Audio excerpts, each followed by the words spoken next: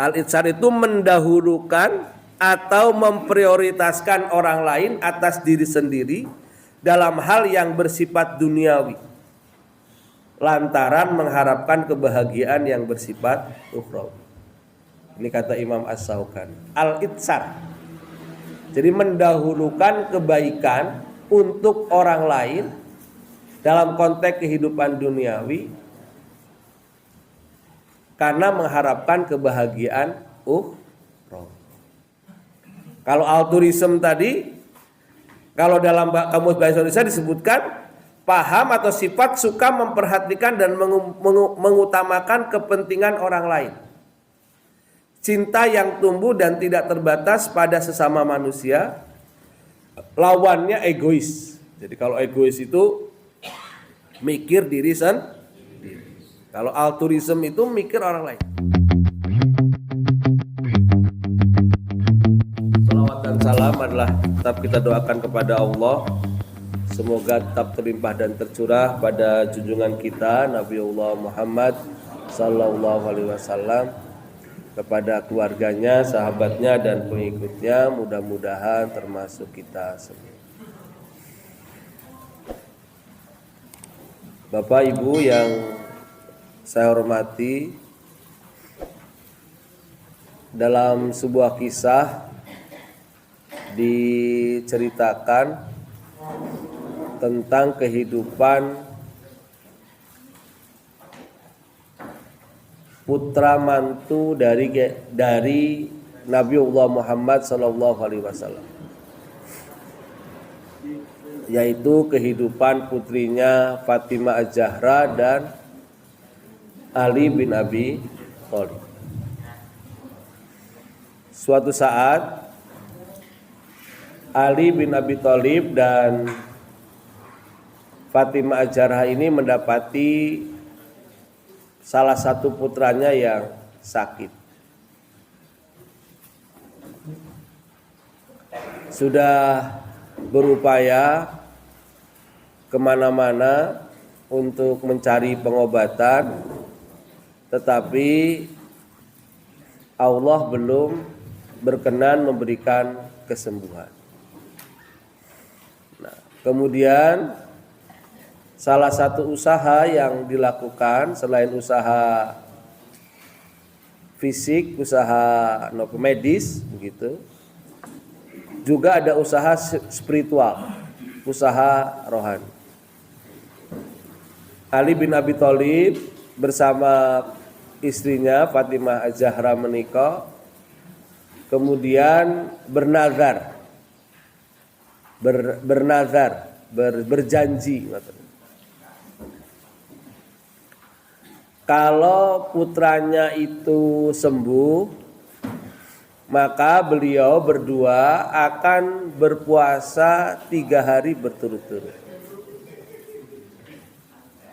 Dalam konteks fikih dibolehkan kita ini untuk dalam berharap kepada Allah untuk melaksanakan puasa nadar atau bernadar, tetapi bernadar yang dibolehkan itu bernadar dengan kebaikan. Kalau bernadar untuk keburukan jelas tidak boleh.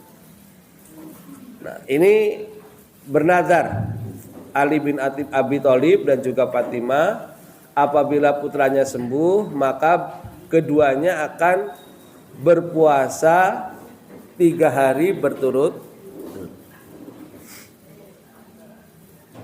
Allah kabulkan permohonan kedua hambanya ini. Putranya sembuh, diberikan kesembuhan oleh Allah. Kemudian setelah putranya sembuh, Ali bin Abi Thalib dan Fatimah kemudian melaksanakan nazarnya itu, yaitu puasa 3 hari berturut-turut. Taruhlah misal puasa dimulai hari Senin. Ini misal saja. Maka hari Senin pertama nanti dilanjutkan dengan hari Selasa dan hari Rabu. Nah, kemudian berniatlah Ali bin Abi Thalib dan Fatimah Az-Zahra untuk melaksanakan puasa nazar tersebut. Bapak Ibu yang dirahmati oleh Allah Subhanahu wa taala, ketika menjelang berbuka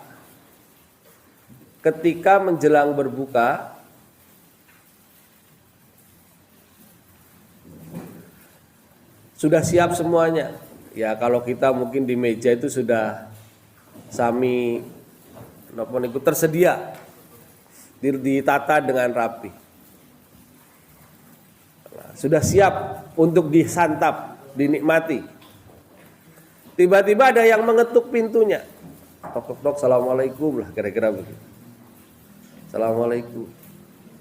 Waalaikumsalam. Dibukalah oleh Ali bin Abi Thalib. Kemudian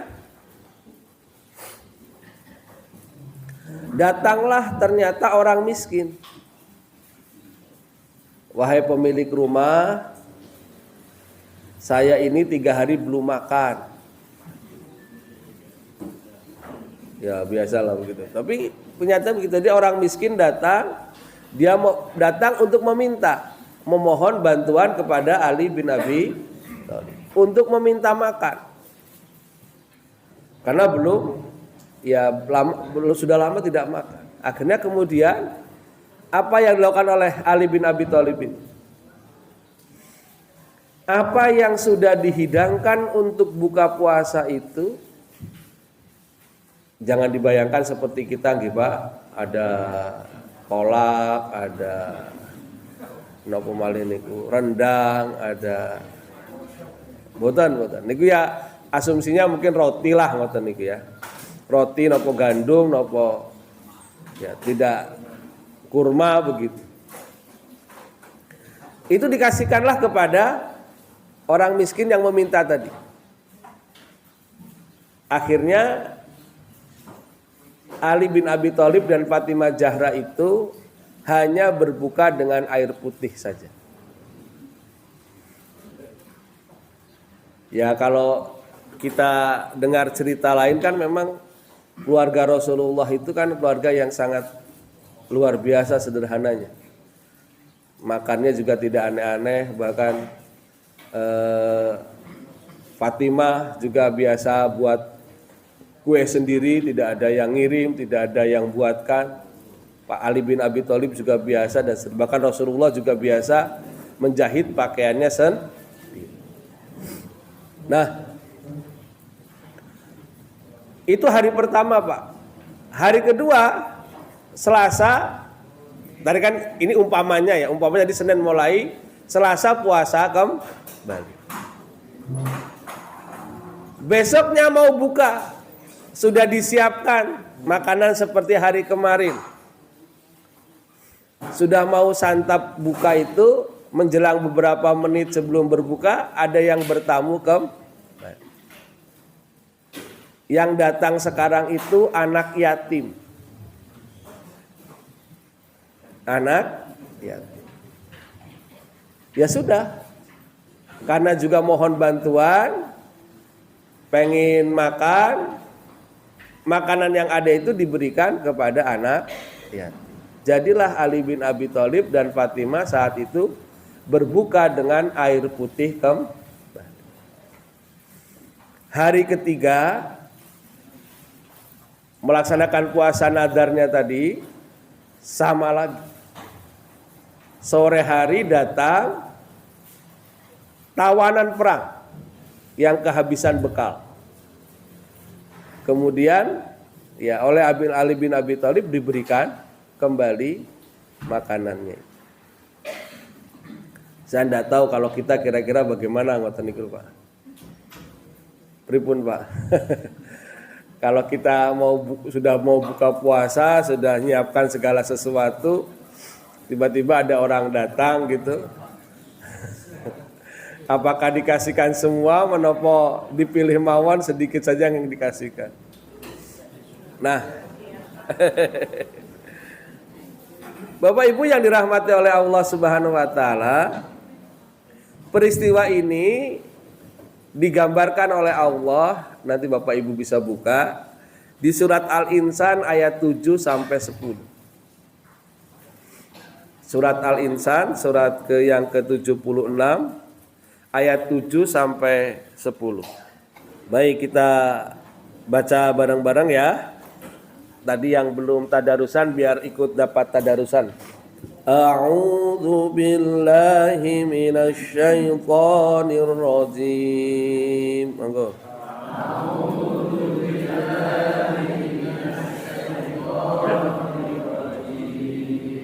Bismillahirrahmanirrahim.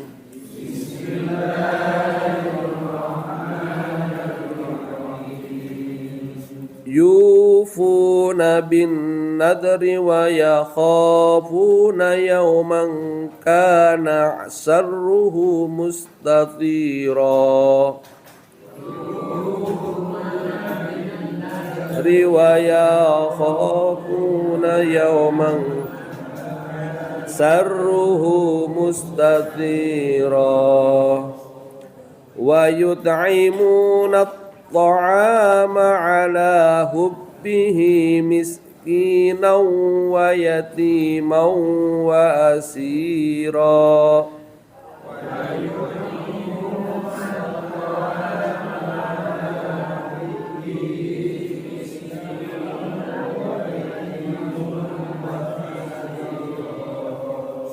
Innama nut'imukum liwajhillahi la nuridu minkum jazaa'an wala syukura.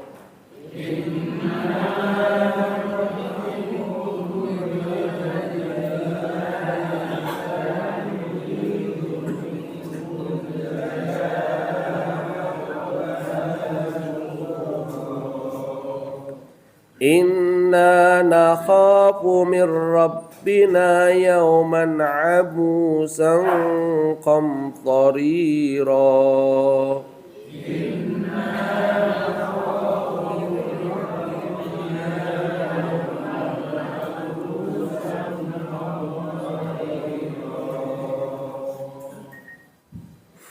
Yufuna bin nadri. Yufuna menika mereka memenuhi binadri dengan nadarnya, wa yakhafuna dan mereka merasa takut, yauman pada akan suatu hari, kana yang adalah hari itu, syarruhu azabnya mustatiron merata di mana-mana, keburukannya merata di mana-mana.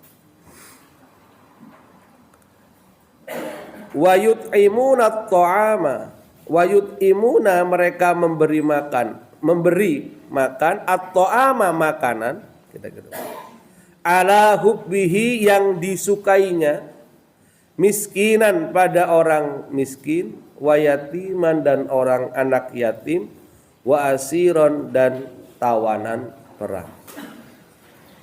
Innama sesungguhnya nut'imukum kami memberi makanan kepadamu liwajhillahi untuk mengharap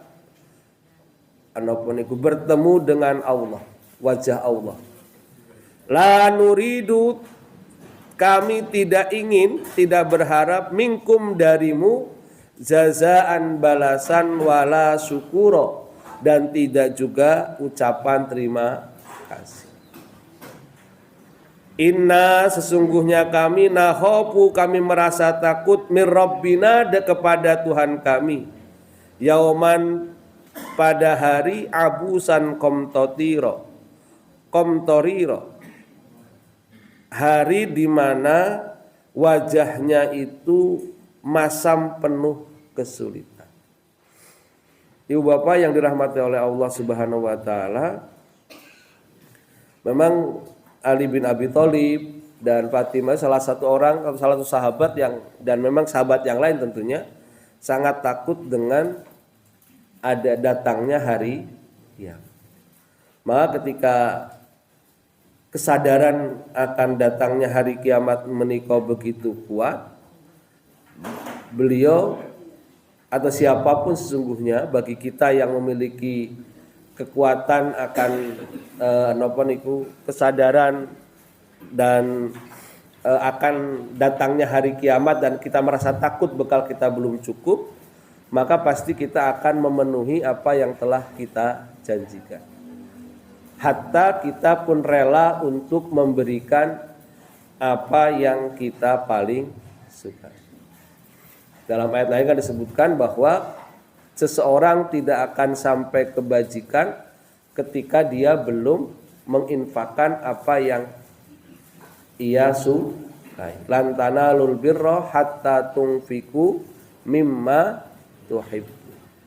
Orang itu tidak akan sampai pada suatu kebaikan sebelum dia betul-betul memberikan apa yang ia sukai. Saestu niki yang paling sulit. Memberikan sesuatu yang paling kita sukai. Biasanya kita memberikan sesuatu itu yang sudah tidak kita sukai. Kalau yang baru kita sukai, ibu punya kerudung yang diberikan kira-kira kerudung baru menopo kerudung yang sudah dipakai berkali-kali.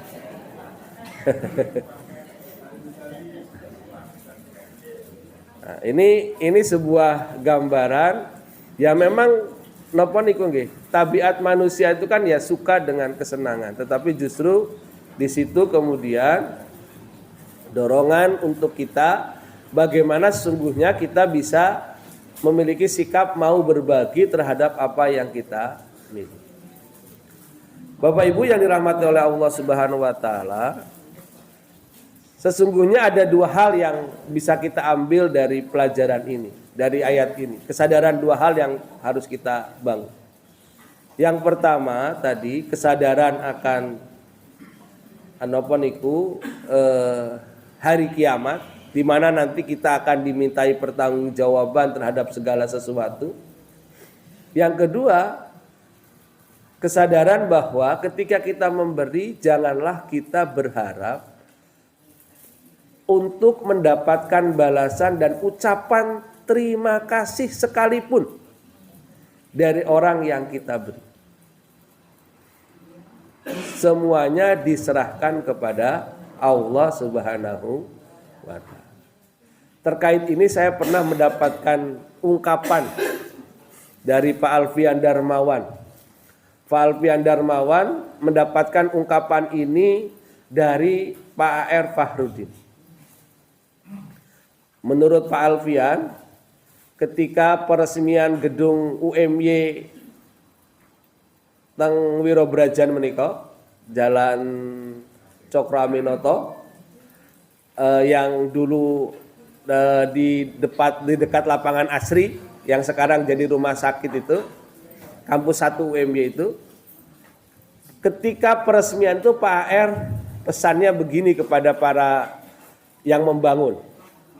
Bapak-bapak yang terlibat, Bapak Ibu yang terlibat di dalam pembangunan gedung ini dan mengembangkan UMY ini, sekali-kali jangan pernah berharap namanya disebut. Karena bisa jadi diingat pun tidak. Jadi jangan sekali-kali berharap nama kita disebut, bisa jadi diingat pun. Ini saya kira pesan yang luar biasa. Saya awalnya agak nopo niku lama menangkap, tapi kemudian Pak Alfian menerangkan itu. Ya bahwa ya semangat ini kita tidak boleh kemudian berpikir untuk mendapatkan jazaan wala syukuro. La nuridu minkum jazaan wala syukuro. Kami tidak mengharap darimu balasan dan juga ucapan terima kasih. Berarti ini memang bagian dari ketulusan yang luar biasa. Keikhlasan yang luar biasa.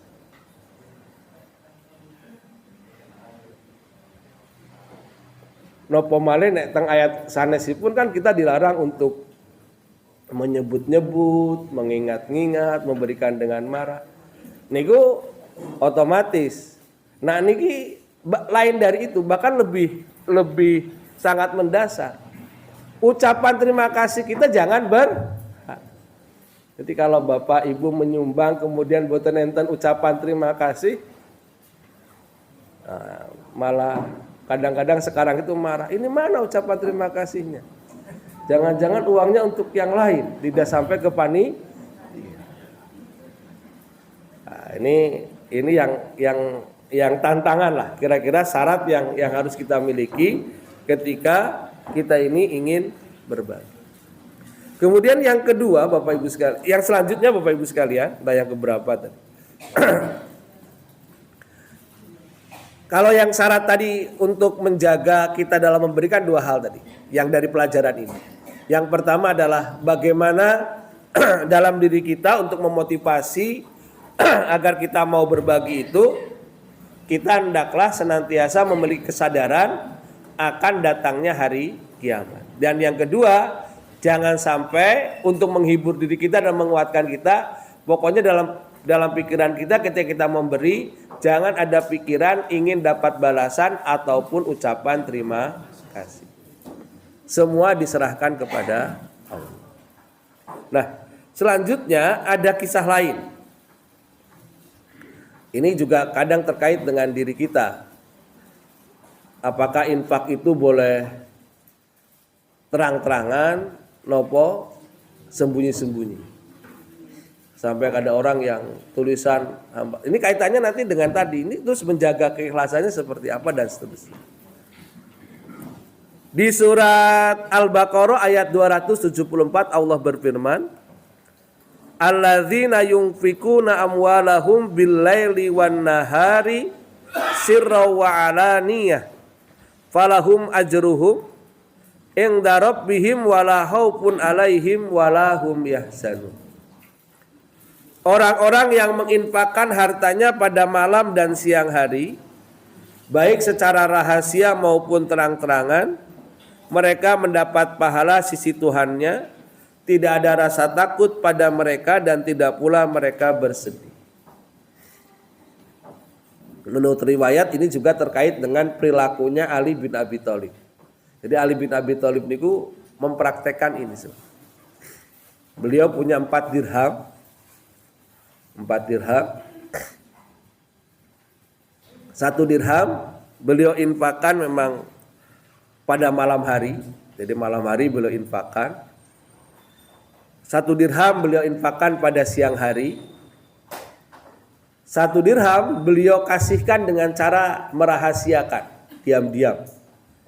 1 dirham beliau sampaikan dengan nampak orang. Oh, saya ngasih, kira-kira begitu. Nah, ini juga dipraktekkan. Nah, dengan demikian sesungguhnya mengenai metode pemberian itu bisa dilakukan dengan cara bermacam-macam. Tetapi semangat yang harus dibangun agar kita mendapatkan pahala dari Allah Subhanahu wa taala dan kemudian muncul rasa tidak pernah khawatir, tidak pernah takut, tidak pernah bersedih dengan kehidupannya, itu memperhatikan 2 hal yang disebutkan tadi. Sehingga metode atau cara ini seharusnya tidak mempengaruhi semangat awal yang harus kita miliki. Kadang-kadang kita ini kan masih mudah terpengaruh dengan situasi dan kondisi. Kalau pas rame semangat, kalau pas sepi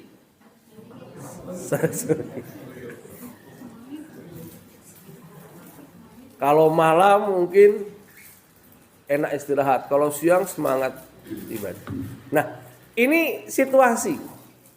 Berarti kita dituntut oleh Allah sesungguhnya ketika beribadah tidak berdasar pada situasi dan kondisi. Tetapi dasar kita lebih pada hati kita. Orientasi kita melaksanakan ibadah itu. Hati kita karena mengharap ridha Allah, orientasi kita karena kita ingin betul-betul menyiapkan diri untuk bekal hari akhirat. Metode apapun yang kita lakukan, cara apapun yang kita lakukan, itu hanyalah metode. Itu hanyalah cara. Itu hanyalah wasilah, sarana. Dan sarana itu harusnya tidak mempengaruhi kita di dalam menjalankan ibadah. Ini yang kadang-kadang sulit. Kalau kepada orang yang kita sukai, biasanya kita sangat terbuka, nyaman, sangat respect. Tapi kalau pada orang yang kita benci, biasanya ya ngasih juga mungkin sambil malingkan muka. Atau tambah pesan, sesuk ojo koyo meneh. Ada tetangga minta bantuan. Tetangga itu gak suka sama kita. Kita tahu yang ngasih bantuan kita itu, kita ngasihnya itu ya kadang-kadang pakai tambah pesan. Tapi kalau yang kita sukai belum minta pun sudah kita kasih. Nah, itu kadang-kadang kan begitu. Itu berarti situasi dan kondisi itu berpengaruh pada diri. Nah, ini yang seharusnya tidak boleh. Seharusnya tidak boleh. Karena sekali lagi situasi dan kondisi itu justru bagian dari cara Allah untuk menguji tentang kualitas amal kita itu. Maka di ayat lain itu kan disebutkan sungguhnya dalam konteks keadilan itu kan kita disuruh berbuat adil bahkan kepada orang yang kita benci sekali. Saya baru merenung kadang-kadang yang paling sulit itu sesungguhnya adalah yang ini. Berbuat adil kepada yang kita cintai dan yang kita tidak sukai, yang tidak kita cintai. Yang paling sulit itu berbuat adil pada yang kita cintai. Kalau yang tidak kita cintai mungkin masih bisa berbuat adil, relatif masih. Tapi yang berbuat adil pada orang yang kita cintai itu biasanya agak sulit. Nah itu Allah itu sangat luar biasa mengingatkan kita. Jadi situasi kondisi jangan sampai mempengaruhi kita dalam berorientasi ketika kita berinfak, beribadah atau apapun yang kita lakukan dalam kebaikan ini selain untuk mengharap ridho Allah dan juga kesadaran kita akan menyiapkan bekal di hari akhir. Bapak Ibu yang dirahmati oleh Allah Subhanahu wa taala, apa yang dicontohkan oleh Ali bin Abi Thalib dan apa yang ditunjukkan oleh dua kelompok ayat yang kita baca tadi, itu sesungguhnya menunjukkan sikap dan perilaku yang kalau dalam bahasa kamus barat itu namanya altruism. Kalau bahasa lain mungkin nanti ada juga sepadan dengan itu dengan kasalah filantropi, kedermawanan. Kalau dalam bahasa Arab itu namanya al-itsar. Jadi al-itsar itu mendahulukan atau memprioritaskan orang lain atas diri sendiri dalam hal yang bersifat duniawi, lantaran mengharapkan kebahagiaan yang bersifat ukhrawi. Ini kata Imam As-Syaukani. Al-itsar. Jadi mendahulukan kebaikan untuk orang lain dalam konteks kehidupan duniawi karena mengharapkan kebahagiaan ukhrawi. Kalau altruism tadi, kalau dalam kamus bahasa Indonesia disebutkan paham atau sifat suka memperhatikan dan mengutamakan kepentingan orang lain. Cinta yang tumbuh dan tidak terbatas. Kalau altruism tadi, kalau dalam kamus bahasa Indonesia disebutkan paham atau sifat suka memperhatikan dan mengutamakan kepentingan orang lain. Cinta yang tumbuh dan tidak terbatas pada sesama manusia, lawannya egois. Jadi kalau egois itu mikir diri sendiri. Kalau altruism itu mikir orang lain. Altruisme bahasa gampangnya. Kalau kata orang Sunda mah altruisme. Sikap manusia yang bersifat naluri berupa dorongan untuk berbuat jasa, berbuat yang baik kepada orang lain. Nah, sehingga sifat altruism itu sebenarnya dalam diri kita sudah muncul. Kemauan untuk berbuat baik. Nah, dalam bahasa Arab tadi al-itsar, mendahulukan kebaikan untuk orang lain dalam konteks kehidupan duniawi, kemudian untuk mencapai kehidupan ukhra. Tadi kalau kita lihat contohnya Ali bin Abi Thalib kan, ya dia mau berbuka. Ukhrawi itu Pak, kan makannya duniawi, puasanya kan ukhra. Agar dia betul-betul maksimal ya sudah, yang dia sukai dia berikan, sementara dia cukup berbuka toh dengan air putih. Tapi kalau ada orang sholat kemudian dia sengaja ingin nanti saja yang lain duluan. Monggo duluan nanti saya itu enggak boleh. Kita sukanya begitu nggih Pak. Tapi soal makan saya tak makan duluan ya jenengan yang belakang. Kalau soal ini jadwal isoma kan ngoten niku nggih Bu. Jadwal pelatihan isoma. Istirahat, sholat, makan. Kenyataannya biasanya imaso. Istirahat, makan, sholat. Jadi sholat makan dulu baru sholat. Ketika saat sholat dulu, oh silakan sholat dulu. Kalau soal makan, saya tak makan dulu. Jadi kalau makan dia duluan, kalau sholat dia pilih belakangan. Itu belum sikap al-itsar. Kalau ada yang sepuh gitu ya, kalau kita tahu ya harusnya orang lain monggo duluan enggak apa-apa. Walaupun lauknya tinggal 2 itu, di depan kita 2 orang, wah kita alamat gak dapat lauk ini ya sudah. Yang penting tadi sudah sholat, didahulukan yang lain untuk dapat. Siapa tahu ternyata panitia masih ada sisa di belakang. Nah, malah kita dapat double. Kan ngoten niku. Jadi dalam konteks kehidupan dunia seharusnya kita sudah bisa orang-orang yang al-itsar itu, orang-orang yang melepaskan dari kungkungan kehidupan. Bapak Ibu yang dirahmati oleh Allah Subhanahu wa taala, kalau kita kemudian kita kaitkan dengan tradisi di Muhammadiyah, persyarikatan kita, sesungguhnya tradisi al-itsar menika sampun menjadi tradisi yang baik, kebiasaan yang baik dalam tubuh, budaya yang baik dalam tubuh organisasi Muhammadiyah. Kiai Haji Ahmad Dahlan sebagai seorang pendiri barangkali merupakan contoh yang bisa kita baca sejarahnya. Ada banyak kisah yang bisa menunjukkan betapa beliau sudah selesai dengan dirinya. Kalau kita baca filosofi ajaran beliau yang ditulis kembali oleh murid beliau yang bernama Raden Hajid, di filosofi yang nomor 6 itu disebutkan bahwa beliau merasa prihatin dengan kondisi sosial politik saat itu, di mana para pemimpin itu tidak mau berkorban, bahkan cenderung memanfaatkan masyarakat atau anggotanya atau orang kecil itu untuk kepentingan. Nah, Kiai Haji Ahmad Dahlan menunjukkan sikap yang berbeda. Bapak Ibu mungkin pernah mendengar kisah titir, kentongan. Nah, Kiai Haji Ahmad Dahlan nanti memukul kentongan pada siang hari.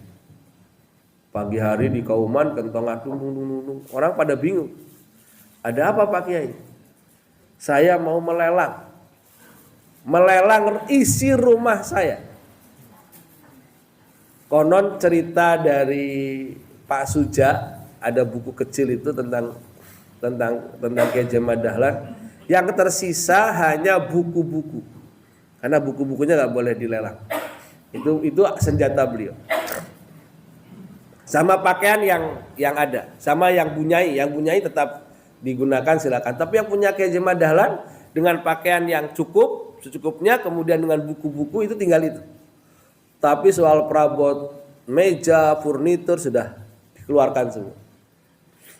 Kemudian masyarakat bertanya, apakah Pak Kiai mau pindah? Enggak. Saya mau melelang barang-barang ini. Lah buat apa? Ya tadi mau bukan. Muhammadiyah butuh dana. 1 tahun guru-guru Muhammadiyah niku dereng digaji. Jadi kalau sekarang ada guru Muhammadiyah yang gajinya sedikit ya Ahmad Dahlan nggih sampun nati ngoten iki. Ya tidak begitu pikirannya. Harusnya kemudian sekarang bisa lebih baik. Nah, dijelaskan bahwa sekolah Muhammadiyah butuh dana. Kalau nggak salah 400 gulden saat itu. 400 gulden butuh dana. Nah, ini saya lelang ini untuk membiayai sekolah Muhammadiyah. Akhirnya kemudian dibelilah, orang pada membeli, saya ini, saya itu, saya ini. Sudah terkumpul sampai 4.000 nopo, pokoknya 10 kali lipat dari yang dibutuhkan. Banyaklah kira-kira begitu. Nah, sudah selesai, orang-orang ini pergi begitu saja. Kiai Ahmad Dahlan bingung. Loh, Pak Kiai, Bapak, ini barang-barangnya kok nggak dibawa? Kenapa? Kemudian orang itu bilang, tadi Pak Kiai bilang barang-barang ini untuk Muhammadiyah. Nah, sekarang barang-barang ini jadi milik Pak Kiai kembali. Dikembalikan milik Pak Kiai. Lah, uangnya bagaimana? Uangnya untuk Muhammadiyah. Lah, saya butuhnya 400, ini lebih. Sisanya untuk kas. Sejatinya dari barang yang ada itu, kalau diceritakan di film itu ada yang tetap ngambil, ya 1-2 mungkin yang masih diambil. Ada uang yang memang itu kembali ke Kiai Ahmad Dahlan, tapi oleh Kiai Ahmad nggak mau menerima, semua diserahkan ke Muhammad. Nah, ini contoh yang menurut saya real terjadi. Maka menurut Pak Hajrianto ketika bicara tentang filantropi, kedermawanan, Muhammadiyah ini contoh yang paling nyata. Karena Muhammadiyah ini tumbuh dan besar karena kedermawanan itu. Saat menika wonten MDMC nggih. Lembaga Penanggulangan Bencana Muhammadiyah Disaster Management Center. Menurut cerita Pak Budi Setiawan, niki kan sebenarnya tradisi ini sudah lama sudah ada. Tahun 17 atau 19 tahun belasan lah sebelum tahun 20-an Gunung Kelut kan nanti napa niku jeblok meledak meletus. Kiai Ahmad Dahlan lewat PKO, dulu belum nama majelis, masih gerakan saja, ide penolong kesengsaraan umum itu mengutus orang-orang untuk jadi relawan ke sana, ke Gunung Kelut untuk membantu. Itulah kemudian dilihat banyak orang, termasuk seorang tokoh yang namanya Dr. Somo Widagdo. Dr. Somo Widagdo inilah dia orang Surabaya, memang belajar dari sekolah Belanda, dia seorang dokter yang luar biasa, tertarik datang ke Jogja, melamar jadi dokter PKU. Dokter PKU yang sekarang ya PKU Ahmad Dahlan itu dulu kan enggak di situ. Jadi tahu diceritakan enggak ada uangnya, enggak. Dia memang tertarik masuk Muhammadiyah gara-gara melihat relawan itu yang bekerja betul-betul sungguh-sungguh di napa niku meletusnya Gunung Kelut. Nah, ini tradisi yang sudah ada. Kemudian tradisi itu dikembangkan. Saya kira Bapak Ibu juga merasakan bagian dari tradisi itu. Biar Bapak Ibu biasa untuk memberikan sumbangan, ada yang mungkin di sini mewakafkan tanahnya untuk Muhammadiyah, memberikan sumbangan rutin untuk kegiatan Muhammadiyah. Itu bagian dari altruisme tadi, al-itsar tadi. Saya yakin kalau bicara kebutuhan, kita ini banyak kebutuhan duniawi. Tinggal kemudian kita mampu enggak untuk tetap menyisihkan apa yang kita miliki untuk kepentingan akhir.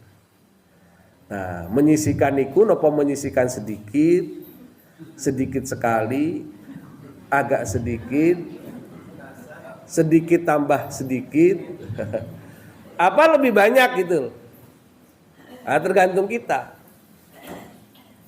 Seharusnya kemudian kalau al-ilsar ini menjadi bagian dari sikap kita, ya orientasi kita tetap tadi bahwa apa yang kita miliki sejatinya hanyalah titipan Allah, bekal untuk hidup akhirat, maka kita bisa berikan itu yang lebih banyak. Dan semangat yang diberikan sekali lagi tidak ingin mendapatkan apa-apa dari manusia, semata-mata ingin mengharapkan ridho Allah Subhanahu wa ta'ala. Ya. Baik.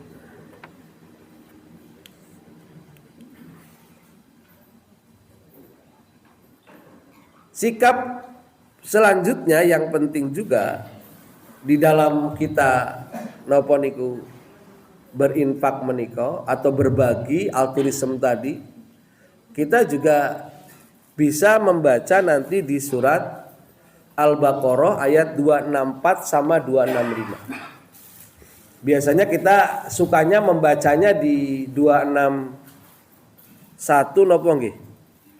261. Terhenti di situ. Biasanya kita sukanya di 261. Masalul ladzina yunfikuna amwalahum fi sabilillahi kamatsali habbatin ambatat sab'a sanabila fi kulli sumbulatin mi'atu habba. Biasanya berhentinya di situ, Pak.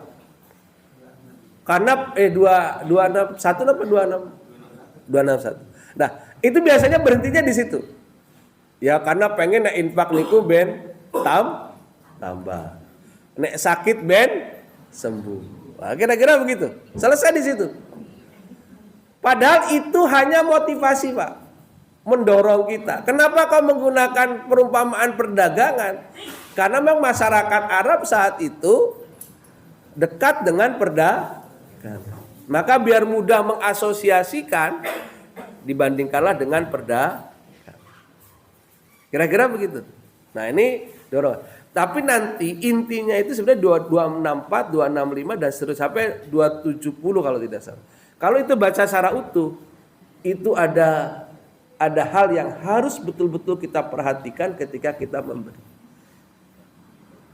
Di awal itu hanya untuk motivasi awal, tapi selanjutnya harusnya dibaca di selanjutnya 264, 216. Itu yang harus menjadi perhatian. Tapi kalau kita ingin tahu rujukannya Kiai Haji Ahmad Dahlan dalam mengajak orang berinfak, jangan baca Al-Baqarah, Pak. Bu. Baca surat At-Taubah 34, 35 napa nggih? Apa 36, 37 saya agak lupa itu. Nanti yang bercerita tentang pada hari kiamat nanti orang harta manusia yang ditimbun itu akan dikumpulkan, dijadikan setrika, kemudian taruh di dahi, taruh di dada, taruh di punggung. Niki surat At-Taubah coba saya biar Bapak Ibu bisa baca sekalian di rumah. 34 napa nggih? 34 bagian akhir. Walladzina yaknizuna adz-dzahaba wal fiddata wa la yunfikunaha fi sabilillah fabashirhum bi'adzabin alim. Nah, 35-nya disebutkan yauma yuhma 'alaiha fi nari jahannama fatuqwa biha jibahuhum wa junubuhum wa dhuhuruhum. Hadza ma kanaztum li anfusikum fadzuqu ma kuntum taknizun. Niki dorongan Kiai Haji Ahmad. Kinten kene kita dikasih ayat ini lari napa mboten saya ndak tahu. Artinya ngoten niku lho, Bu. Pak, pada hari itu ketika emas dan perak itu dipanaskan dalam neraka jahanam, lalu disetrikakan pada dahi, lambung dan punggung mereka. Seraya dikatakan, inilah harta yang dahulu kamu simpan untuk dirimu sendiri, tidak diinfakkan, maka rasakanlah akibat dari apa yang selama ini kamu simpan. Nah, kalau sekarang mungkin orang pada lari, sukanya yang Al-Baqarah. Wah, kalau saya infak naik jadi 7, naik jadi wallahu a'lam bishawab. Saya kira ini yang dapat saya sampaikan. Mohon maaf. Assalamualaikum warahmatullahi wabarakatuh.